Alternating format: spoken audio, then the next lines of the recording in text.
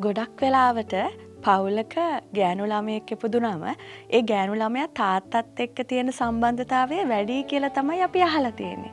නමුත් මගේ ජීවිතේ මං ඉපදුනාට පස්සේ මගේ නංගි මට කලින් අක්කා අපි තුන්දෙනාම අපේ අම්මත් එක්ක තියෙන්නේ කියා ගන්න බැරි සම්බන්ධයක්. ඒ විතරක් නෙවෙයි.